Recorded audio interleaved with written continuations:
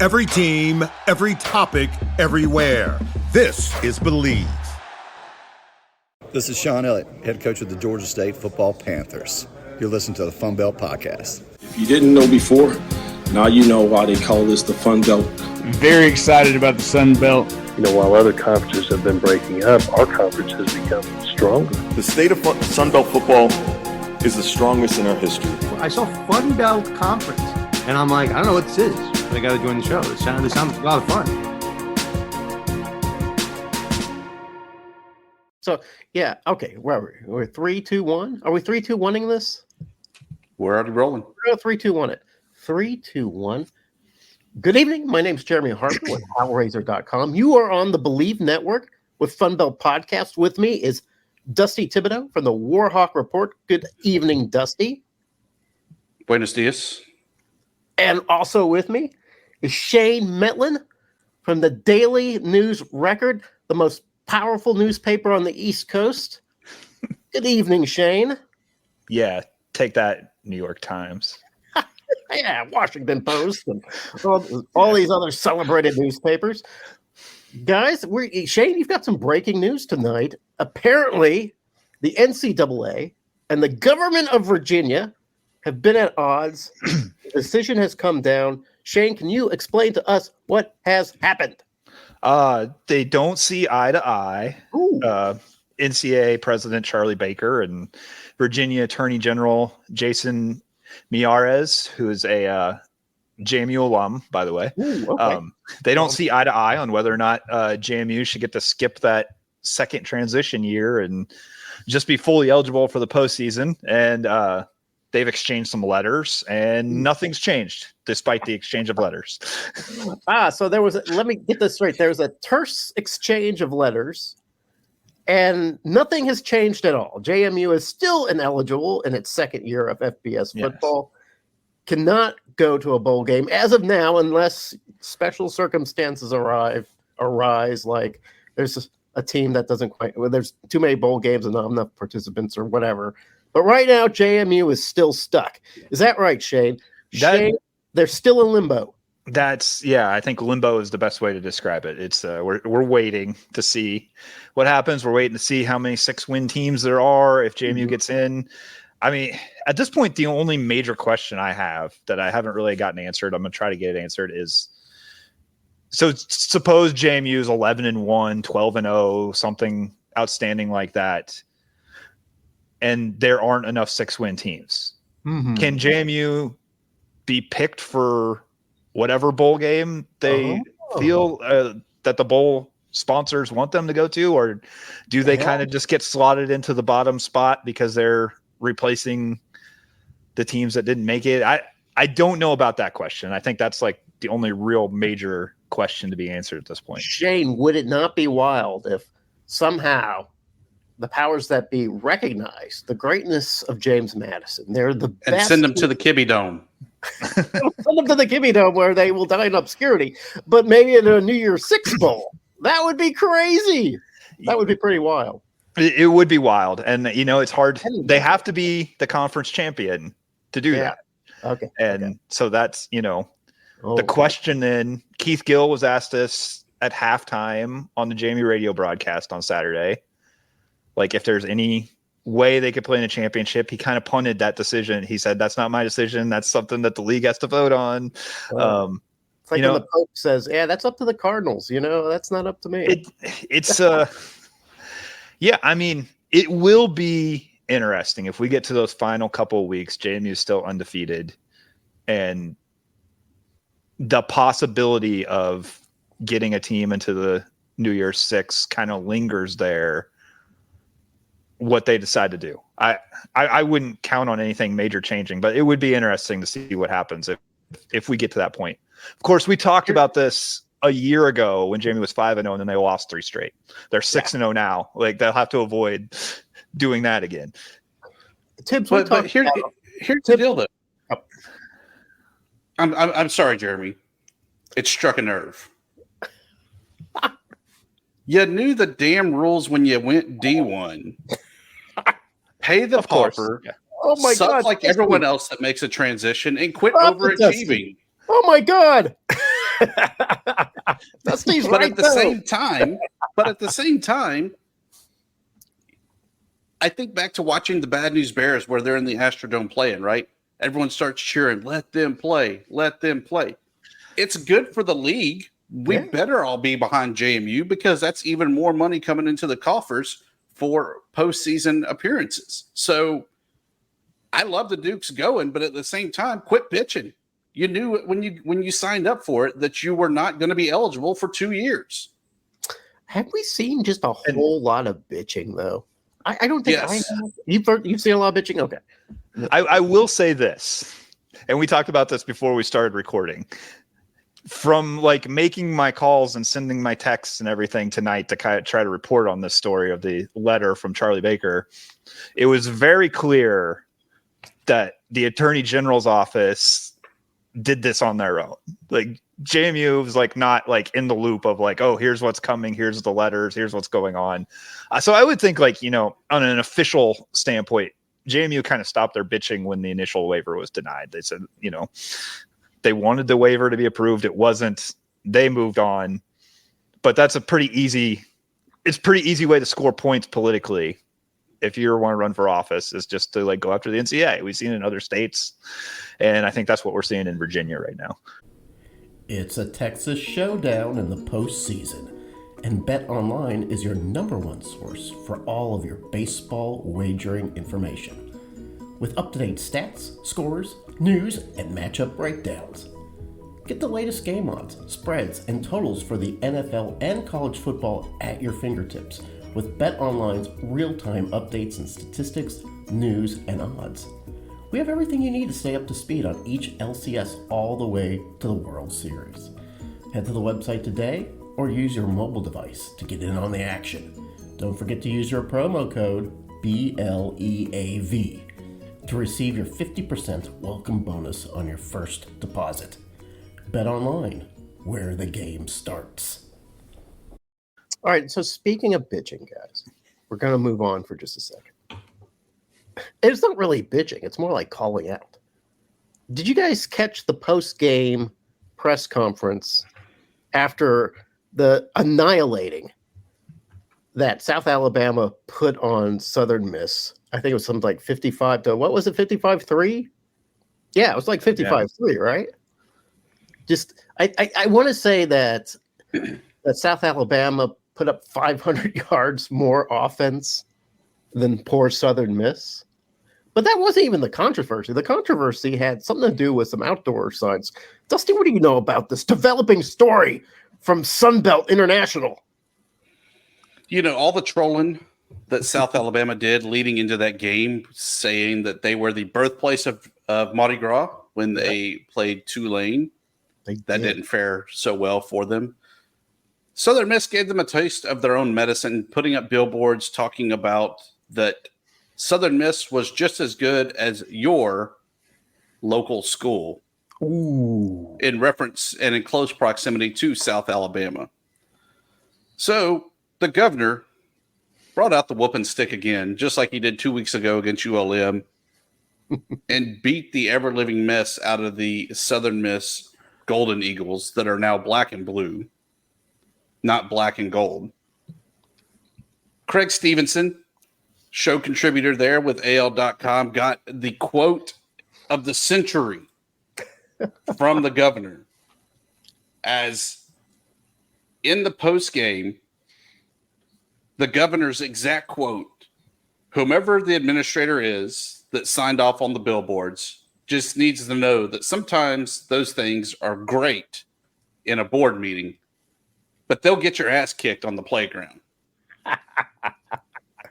So let me get this straight, Dusty. Womack defeated and humiliated South Alabama as a matter of principle and pride. But the defeating and humiliation he leveled onto the Warhawks was just for his pleasure. Yes. Okay, so Tibbs and I were talking about this a little bit offline. And if your team is 1-5, do you really want to stoke that bear? Is that something you really want to put a little more spotlight on your team and on your poor coach, Will Hall, who's getting so many, hey, we got to fire this guy, we call them tweet X's, that he must have canceled his account by now.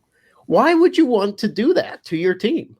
Why would you want to do that, Shane? Shane, is this something that you would see out of JMU?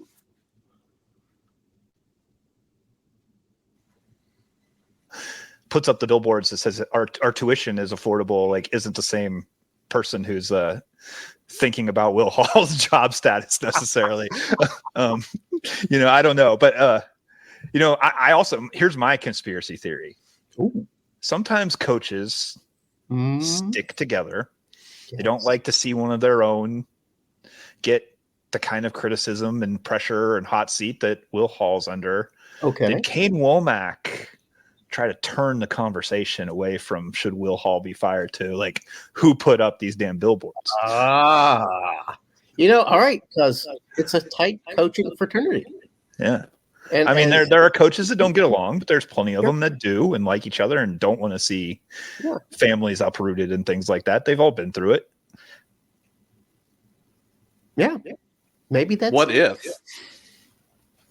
the governor paid for the billboards to have a talking point?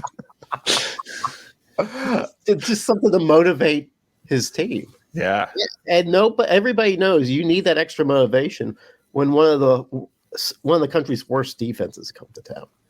And this is probably foiable. Like, who paid for a billboard? Like, we could probably really dig into this. Oh, you know what? There's only one real journalist on this panel. So I recommend that you, Shane, you do that legwork. You put on that hat with the little tag on it that says press, and you go to the courthouse in Hattiesburg, and you get that information. Yeah, sounds like a good use of my time. Yeah, go ahead, expense everything. Make sure you keep your receipts, and we don't want to finance it. Do it through the Daily News Report or the Daily News Record, DNR, and I think that would be. So speaking of that game, the 55-3, man, I was wrong. Frank Gore did not go off. No, he did not. But LaDamian Webb of South Alabama did, as he was the man running all over that Golden Eagles defense. As I told you, Jeremy, I told you that was going to be the case. You did. 102 yards, not one, not two, not three, 4 TDs. On the 7 total rushing touchdowns for South Alabama. That's just a lot of running touchdowns. The other thing we found out is what Bradley doing, guys? Was he just sitting there, just handing the ball off and eating a sandwich? 21-27 for 319. We also found out who their backup quarterback was, as Gio Lopez got into the game, going 2 of 4 for 41 yards and a pick. Well, he got the 41 yards, got that pick out of his system. I guess he's the future, right? Carter Bradley. I think this is the last year. So we got to see the new blood. And Gio Lopez had a rushing touchdown, 20 yards. Of course. Everybody had a rushing touchdown. Yeah, it was really ugly on the social medias surrounding Will Hall and his future. I felt a little bit bad for him. But yeah, this was a man who didn't have to buy any of his own drinks last year or even 6 months ago. He was the hero of Hattiesburg. Now it's like, we got to get rid of this guy. Oh, my God. Get his buyout. Let's do it. Yeah. I mean, maybe the mistake was getting a quarterback. They were better off when they didn't have a quarterback. That's true. So, guys, all right. Do we have anything else to talk about before we get into second and short? We don't, other than we have a Thursday night game this week to kick off second and short before we have 4 Saturday games. Yeah. Are we done with the Tuesday night games, though? Are we done with that? We're not. I believe we have one more. No, it's just a Thursday night next week. I don't like tripping over Maction territory, guys. I get a little nervous, like we're going to get ambushed. That's their territory. All right. You remember how second and short works. I bring up the game. and then I sort of moderate a conversation around that game. We already had the Tuesday slobber knocker, which is mostly the slobber getting knocked out of Southern Miss 55-3. We won't talk too much. We won't talk anything about that because we're going straight to the Thursday night game. 6:30 at night on ESPN. No, I'm sorry. 6 o'clock p.m., which is like, I don't know, 11 p.m. Eastern, Shane. Is that right? Something like that. It's going to be a late night. Okay. James Madison, 6-0 at Marshall, 4-2. The Dukes, a 3.5-point favorite. James Madison, best team in football, best team in the group of 5, best team in the Sun Belt right now, not in the top 25. That's a crime. We're not going to talk about that. We're going to talk about JMU versus Marshall. Marshall kind of in a little bit of a funk right now. Lost a couple games. They don't seem to have the same sort of defense that they had before. Shane, I'm going to throw it over to you. What kind of game we're going to see Thursday night? Good question. Okay. I think it'll be an entertaining one. I think, Marshall will be fired up to be back at home, fired up to end that 2-game losing streak. It wasn't a bad loss at NC State, but that was not the performance they wanted to have at Georgia State. The defense has been struggling a little bit. I think they'll make some changes. I do think this is JMU's game to lose. I think the Dukes have been playing. They may be peaking right now to some degree, getting it all together.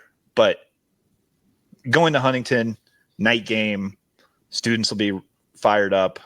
I think it'll be a good atmosphere, and I think it'll be maybe closer than what some JMU fans are expecting right now. I think some JMU fans are expecting a blowout. I don't necessarily think that will be the case, but I think JMU matches up well enough to get another victory. Yeah, because they're going to be in Huntington. It's not easy to just go to Huntington and blow out an opponent. Yeah.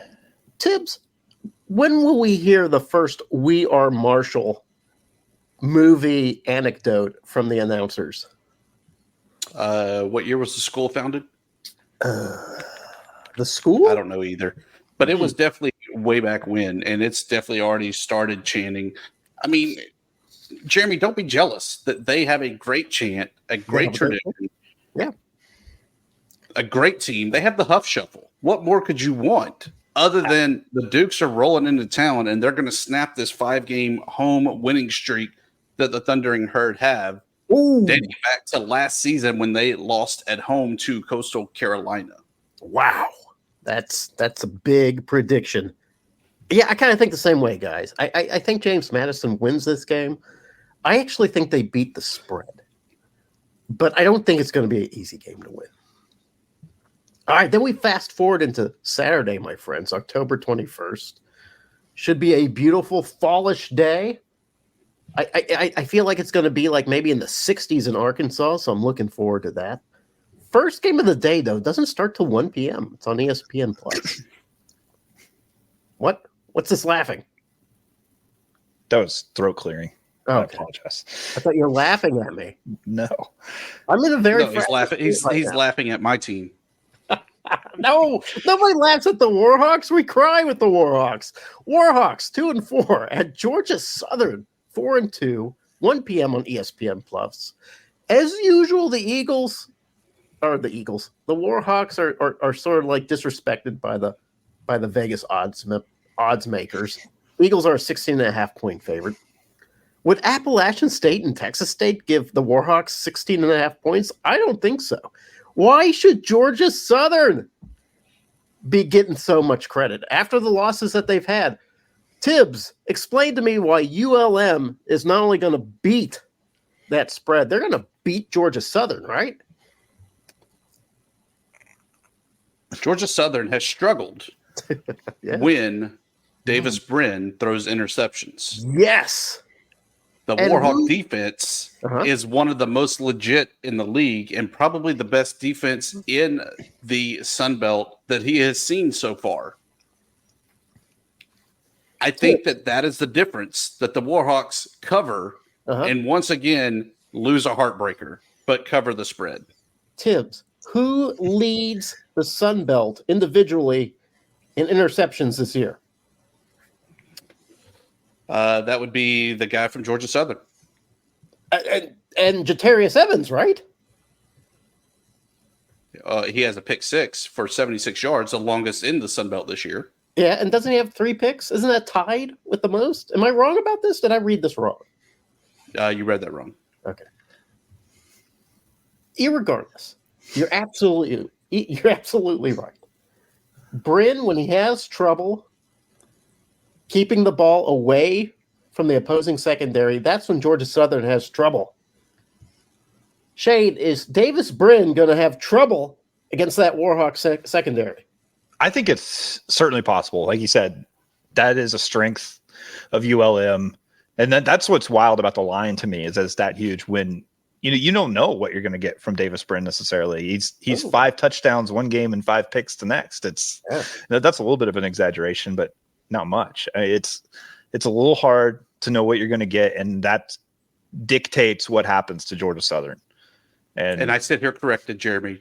He does have 3 picks. Okay. I thought maybe I was looking. You look at the Sun Belt website for stats. It's a little all over the place, so you have to be careful. So My apologies there, Shane. Please go back to stroking the ego of the Warhawks. No, that was about all I was saying. I was also looking up the interception numbers.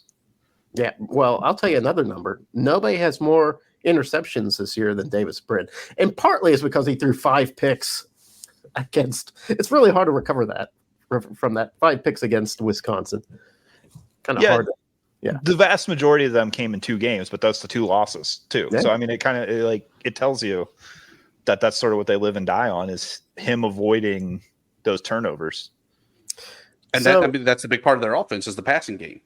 When you're throwing up that many passes per game, chances are you're going to be picked.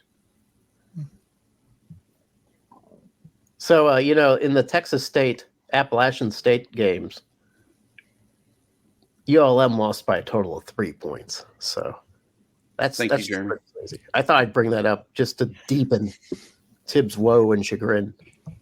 Next game up is another battle of 3-3 teams. One of these teams is 3-3 and surprising. And the other team that's 3-3. It's also a little surprising, but for another reason.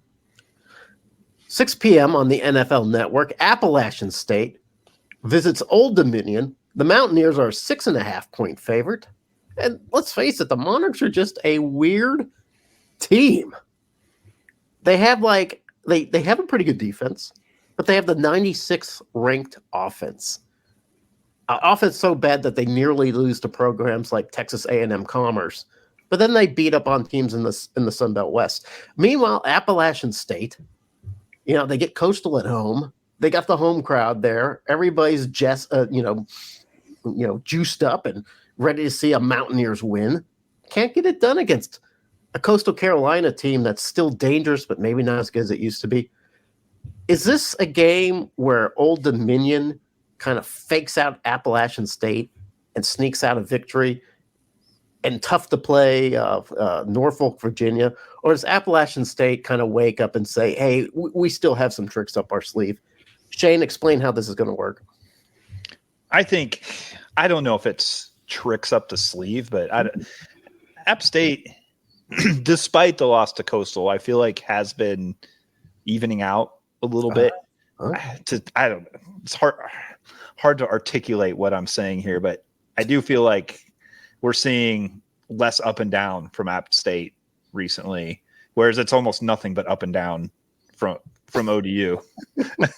I mean, which, the ups have been great, and it's got ODU. ODU can legitimately think about possibly making a bowl this year, which I think would have been pretty shocking in the preseason to think that we'd be midway through the season and that's still on the table for them. But yeah, I do just kind of feel like App State's getting it together. I've seen where maybe they've kind of shaken some things up, listened to the players about changing up some things as far as practices and things. And I don't know, I kind of just feel like we're going to see a better App State this week. And it's more of a gut feeling than based on any kind of facts. Yeah, you know what, Shane? I feel that way every week about Appalachian State, and somehow they just kind of let me down on that. But Tibbs, is Old Dominion a team that maybe is better than we thought? Like there's something like maybe that defense is good enough where maybe we sort of put them, at the bottom of the Sun Belt East prematurely? Without a doubt. But I think that they got to have somebody beyond Jason Henderson step up on that defense to really make a name for themselves. Additionally, I look at their schedule, the results. Have you ever played roulette, Jeremy? Yeah, I played a little bit. I'm not very good at it. But you always bet kind of in a pattern, correct? Yeah, I guess so. Yeah, sure. We're all comfortable in our patterns. Old Dominion this year, loss to Virginia Tech. Yeah. Win to the Raging Cajuns. Loss to Wake Forest. Win to Texas A&M Commerce. Loss to Marshall. Yeah. Win to Southern Miss. I think I see where you're going. Lost to App State. So they're on every other win-loss pattern here. That's still 6-6. I'd take it. Yeah, that it works out to a bowl game. If you do the math, the numbers come up craps. No, snake eyes. No, I don't know why it comes up. Another battle of 3-3 teams, guys. Once again, one of these teams you'd say, oh, wow, that's not a good number for them. The other team were like, yeah, that's pretty good for those guys. 6 p.m. ESPN Plus, Coastal Carolina, 3-3, at Arkansas State. Arkansas State's homecoming. Chanticleers get the 10-point edge from Vegas. And listen, looking at Coastal, Coastal has a lot of guys that aren't there anymore. When Coastal first started their reign of terror in 2020, a little bit in 2019, they started to show it. 2020 is when they were suddenly this great team. You know, the guys had like Isaiah Likely and that Hiley and I mean, like maybe 4 or 5 other NFL level guys, right? And all those guys now are gone. Pickney is with him, and he started out at Georgia State, and he's a great wide receiver, big 6'4" guy, but not the same level of weapons that Coastal Carolina and Grayson McCall is used to having at his disposal. Shane, are we seeing the end of the Coastal Carolina era? And does Arkansas State have a chance to win this game? I think they have a chance. I think if we see the Red Wolves from a few weeks ago, when their offense was really clicking, I think they have a chance. I don't know. Something about Coastal makes me skeptical almost every week. And even coming off that win at App, I think maybe I should be feeling a little bit better about Coastal, but I'm not ready to say the Chanticleers are back after that win. I think there's still a lot of work to do. I think, like I seen you point this out, a lot of the stars that built that program to where it was at its peak are not there. And can Grayson McCall just do it all on his own at this point? Like, I don't know. You know what? When Tim Beck and the offensive coordinator was just sort of letting Grayson cook against Appalachian State, the offense looked a lot better. And then it seemed like suddenly they'd pull in the reins and try to, make a conservative group of plays. And suddenly, it was Appalachian State that was taking advantage of that. Dusty, we've been watching this Coastal Carolina team for some time now. Is Coastal Carolina on the downturn? Without a doubt, I think they are, because Grayson McCall's days are numbered of the eligibility he has left. And look, I like Jalen Renard there at Arkansas State. I hope he can become the next Grayson McCall and really help put Arkansas State back on the map, give that national exposure again to the Sun Belt Conference with all the quarterbacks that we have. But for right now, the image I still have is Grayson McCall walking off the field, doing his good old Lee Corso wave to the App State fans as they're chunking things at him and making his way off with that win. I think he does the same thing and maybe even does a good old splash in the water feature of Centennial Bank State. He is welcome. He is welcome to jump into the water feature. I will tell you this. The one big difference between the game with Appalachian State and the game that's going to come up with Arkansas State is that the hatred between Coastal Carolina and Appalachian State is like 300 times more. So there was a lot of incentive amongst Coastal Carolina, whether it's between the coaches, the fans, or the players, to win that game than there will be against Arkansas State. Final game of the evening, 7 p.m. on ESPNU. Yeah, we're getting all the flagship ESPNs. Georgia State 5-1, back on track. Now against Louisiana, 4-2, possibly back on a winning trajectory. It's going to be a pretty good game. It's always hard to win at the Cajun Dome, Cajun Field. Cajun Dome's the basketball court, right? Yeah. It's not Cajun Dome. Correct. So Louisiana, they kind of reminded Texas State their last game that Cajuns aren't ready to die just yet. Mike DeJormo kind of figuring some things out with his young quarterback, the guy that Thibodeau loves the most, Zion Chris. But now he's got to go up against Georgia State and Darren Granger and Marcus Carroll and their not very good defense. Does Louisiana sort of pump the brakes, kind of pulls the brake lever on that Georgia State choo-choo train, Shane? That's possible, but I don't know. I like Darren Granger. We do. We love him. And the Panthers a lot at this point. I feel like they have got it figured out. I don't know if they're the best team in the East, but they're in the conversation. Even with JMU still being undefeated, they're in the conversation. And I kind of like they're not favored in this one, but I kind of like the Panthers this time around. I think they figured it out. They've won on the road this year. I think they can get it done. Yeah, and why not? With Marcus Carroll on the team, he's running just gangbuster. He's kind of doing the kind of running that Louisiana running backs used to do. Tibbs, what do you think of this game? I kind of worry for Georgia State on this. I feel like Georgia State is vulnerable away from Atlanta. Do you? Yeah, there's no train horn in Cajun Field.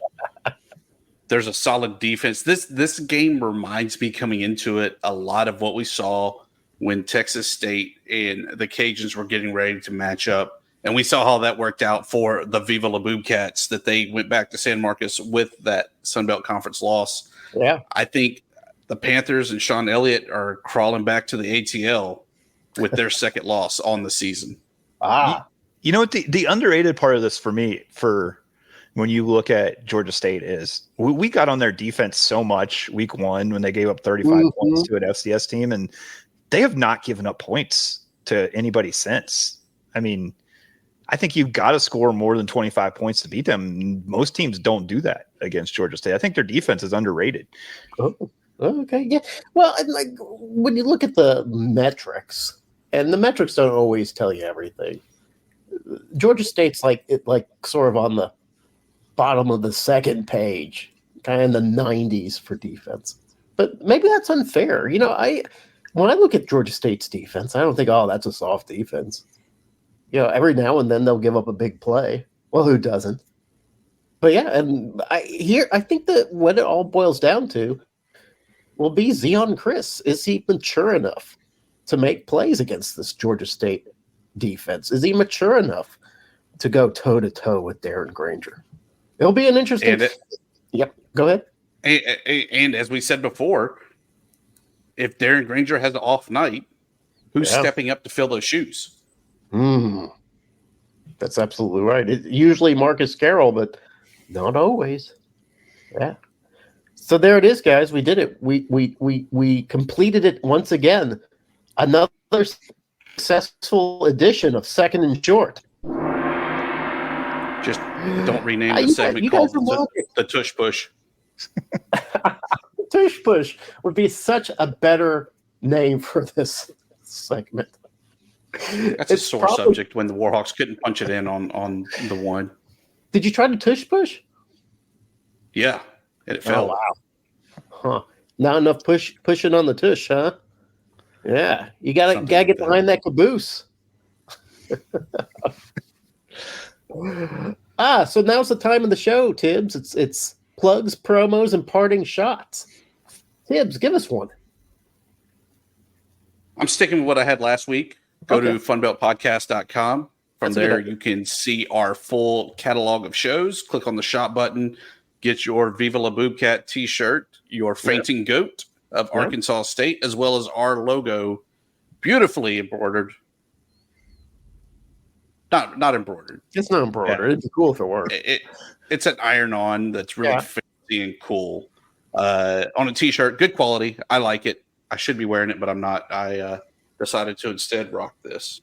Oh, that's a pretty good shirt. But don't forget that we have the Put Irk in the Hall of Fame t-shirt as Put well. Irk in the Hall of Fame as well, and many more coming in the coming weeks. So be sure to check it out, funbeltpodcast.com. Make sure you subscribe, like, get the notifications on YouTube. That helps us out as we start building that medium up as well. Yes, building our empire. Shane, do you have anything to add to that? I know you do. Yeah. Well, I'll plug. Hey, in a matter of hours, I'll be on my way to Huntington. Ooh. Cover that exciting Thursday night game. So if you want to read all about that, you can check us out on dnronline.com/sports. Are you going to be in the press box? Yes. And have you been into the press box there? No. Okay, so this will be a first time for you. That's the first time. Yeah. We expect a full food critique next week. Okay. Now, when you cover the games at JMU, you're in the press box, right? Yes. And what kind of food did they usually have available? Well, we've had a lot of noon kickoffs, so there's been a lot of breakfasts so far. Oh, that's cool. Yeah, Big box of Frosted Flakes. Yeah. No, there's sausage and biscuits. Some of it's okay. Yeah, there's biscuits and gravy one time, waffles, always eggs, always potatoes. I wouldn't mind. I'm glad there's a night game coming up. I think that'll be a little bit better than the breakfast sitting on the warming tray. Yeah, they'll be serving the steak, right? You know, at Arkansas State, they used to have a pretty nice little buffet kind of spread. You get like nachos or hamburgers or whatever that they put out, or fajitas even. It wasn't like fine dining, but it was good press food. And then when COVID came, they started giving us just like kind of box lunches, from what do you call it? From Chick-fil-A. And if you like Chick-fil-A, that's fine. But that's what we get now all the time. Even after COVID, I kind of miss the buffet. And I did bitch enough. They were serving only Coke Zero in terms of diet drinks, and I really wanted Diet Coke. So I bitched enough, and they finally started serving Diet Coke. So the squeaky wheel gets the grease. I like very squeaky. Coke. I like Cherry Coke Zero. My plug, promo, and parting shot is selfishly, just like you two, a plug. Go to howraiser.com. I've previewed the homecoming game between Arkansas State Red Wolves and the Coastal Carolina Chanticleers. Talk about the strengths and weaknesses of both teams, their hopes and aspirations. Check it out, howraiser.com, where you'll find a lot of news and insight regarding Arkansas State Red Wolves and the Sun Belt in general. Thank you very much. My name's Jeremy Harper. We've got Tibbs, Dusty Thibodeau from the Warhawk Report, and Shane Metlin from the Daily News Record. Thanks for joining me tonight, guys. Jeremy, will you come to homecoming with me in a couple weeks? Oh, yeah, I'll be right there.